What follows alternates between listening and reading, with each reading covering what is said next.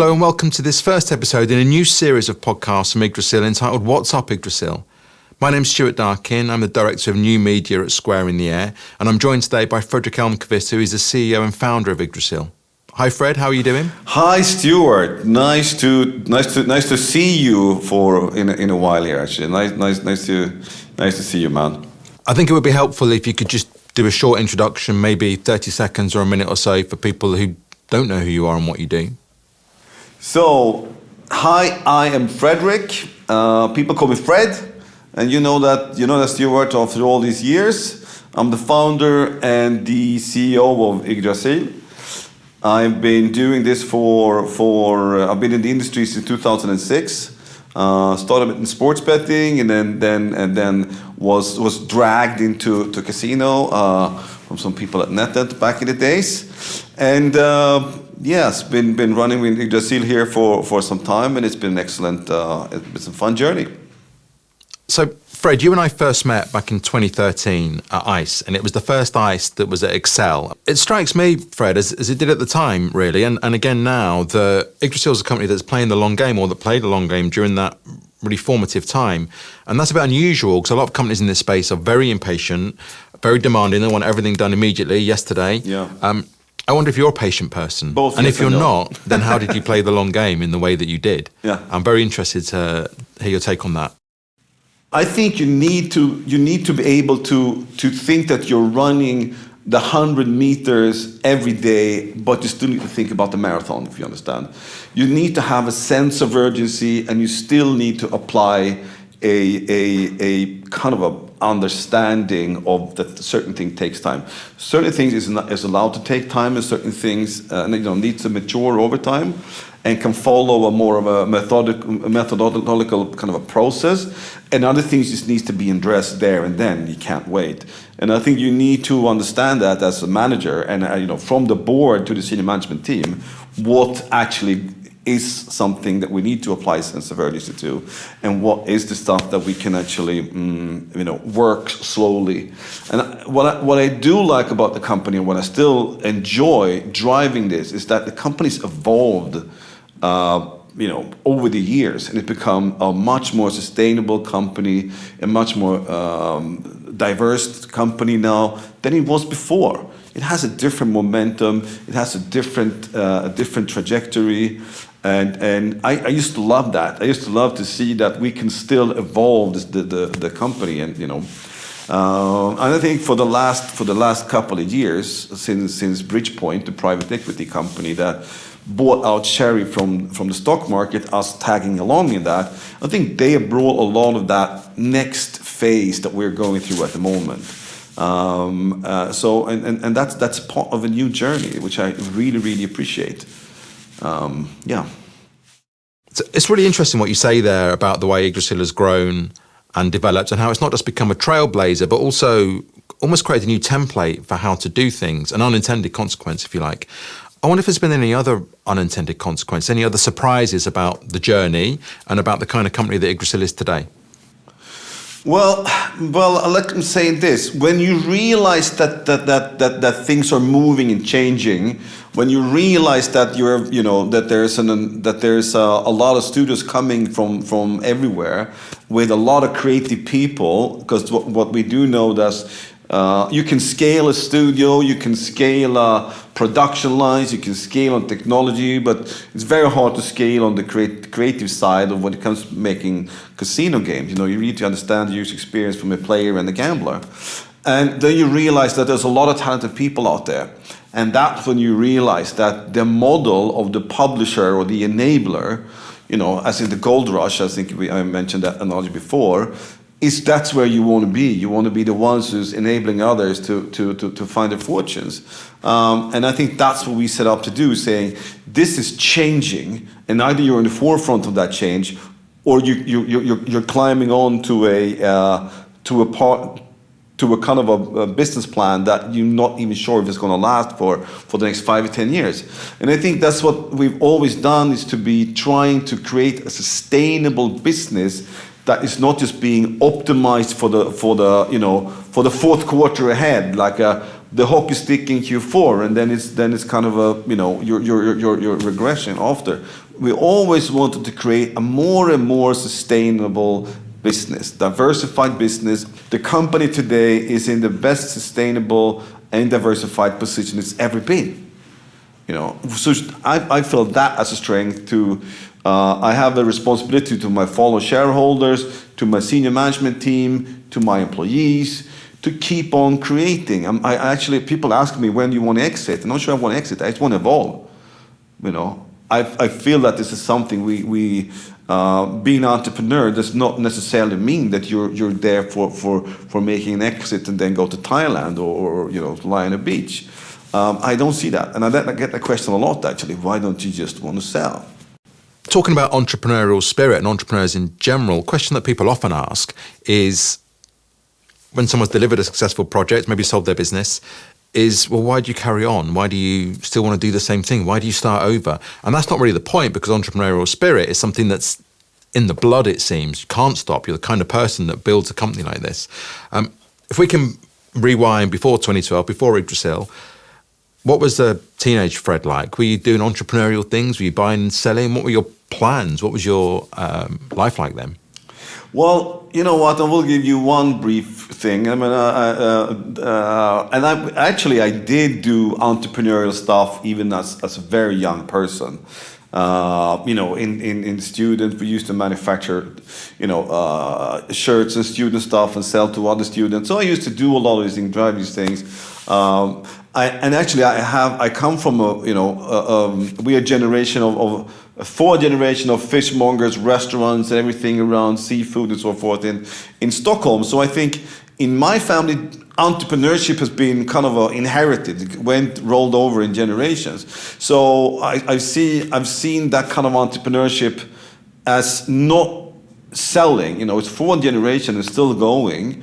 And now it's my cousins driving that. They're taking the helm of that kind of family business that's been doing successfully well over the years. And every generation come with something new that is revolutionizing it, actually contributing a lot to the next generation. And I like that part of entrepreneurship, that you are creating something new for your other fellow shareholders, for your it's more like a family business in a way, even if it's not I don't own 100% of the company, but we kind of feel like it's a family business. And who knows? It might be family business, But that's how I feel about the entrepreneurship from my family point of view. And going back to what I wanted to be, I had no idea. The only thing I knew was that I did not want to work in the restaurant business. I worked there a lot, and keep in mind I had to work, since they are, coming from that industry, family business. We worked 6 days per week. When everyone was going out, when I was going out on Friday night, I might as well go and sleep at the restaurant, because I know at 7 o'clock I need to be there. I need to clean things and prepare stuff. And it was a lot of work, but it was also a lot of good.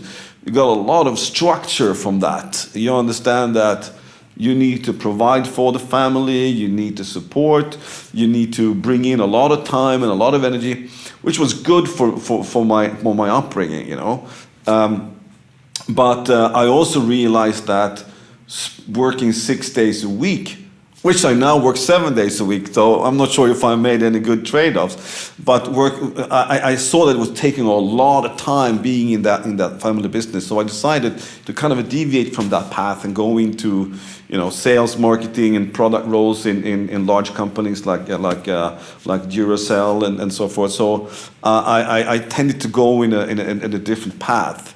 But I always kept a passion for food, and I think maybe my passion for food grew even more because I was not working in it, if you understand. But I didn't know. I was more knowing I was going to be in some commercial roles, and then I started to see product was very, very interesting. You could start defining things, and people build that, and it was like, my God, that was just groundbreaking for me. Not only just selling it, marketing it, also define things that people build that you then can sell and marketing. Then I just realized that, my God, I can spend how much time, I can spend 24 hours a day just creating something and get it out there. And in before joining in the iGaming / online gambling sector, I was in telco and e-commerce back in the 90s. And 90s running on to the beginning of 2000, where the big boom and bust happened in e-commerce. It was then the fastest moving industry out there. But it was not as fast that I saw like gaming was. Because in gaming you could produce something digitally, deploy it the day after, and see the results the day after that. So I just realized here can my kind of a ADD or whatever compulsive disorder you have, you can have, there's no stopping. There's no stopping in your creativity and your energy. You can spend a lot of time getting stuff out there, and you can monetize that and see it coming to fruition very, very shortly. So that was excellent for someone like me that is patient but also extremely impatient. So with reference to that energy and the passion that we talked about earlier and the ambition that is evident from the Yggdrasil story, bringing us right up to 2021, all of that's in place. You've arrived at a destination. You have all these things that you've planned and built. What happens next? Where does Yggdrasil go in the next 5 years? Well, I think what we're doing now is that we add a layer. I need to bring in the guys from Bridgepoint again, which I have tremendous help for, let's say support and direction from, in taking a company from where we were in terms of sustainability and the diversification, or let's take corporate governance and bring that at a level that we are now seeing the company taking that step forward, and that is very interesting to be at the center of, because that we did not necessarily do that before. And outside of that kind of a corporate governance trajectory of the company, we also see we used to be a pretty fragmented, several studios here and there, to now core in Poland, platform, studio development, focusing on that, our own roadmap, and also becoming a publisher where we apply franchise models. We enable studios to develop things on our platform. We license our mechanical frameworks. Well, I know we're going to talk about later with some other of our team members, and it's just another trajectory. It's just another development of the company, which is again creating a more sustainable and diversified business, which it's going to be a good harbor for the shareholders, for the senior management team to evolve as senior managers, and for the key people to also find new challenges in our environment. And I think that's what I want to create, and I want to keep on creating.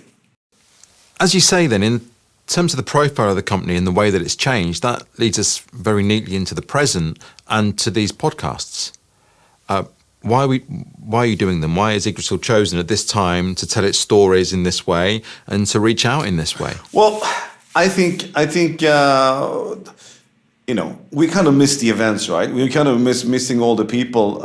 We can contact them, talk to them on the phone and so forth, but also bringing them together. I think I have one of my most interesting discussions is when during ICE or some of the other events, when you're taking some of the very talented people from the industry that might not necessarily be working together, and you throw them in the same room, preferably serve a glass of wine, and you see what happens and what always interesting discussions going to come out of it.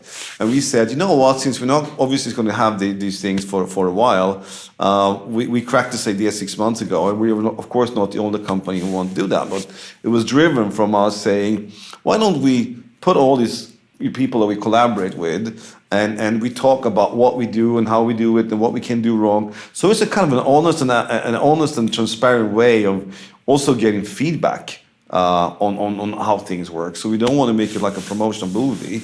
It's going to be more like honest discussions around collaboration. So this is what I hope to expect to get and see from the coming sessions, when I have team members from my senior management team, from experts in the company, and talking to other people, moderated by yourself, knowing what you're talking about here. So I'm going to be very, very keen on seeing how we portray ourselves and what we say in these discussions. I think it's going to be a lot of fun. So what's your audience for this? Who are you hoping to reach? Well, you know what? Probably some relatives gonna watch.